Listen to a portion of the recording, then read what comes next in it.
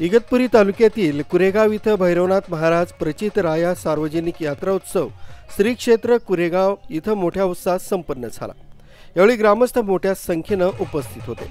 तसंच भैरवनाथ महाराज यांची मिरवणूक भव्य दिव्य साजरी झाली। यावेळी ढोल ताशांच्या गजरात हा परिसर दुमदुमून गेला।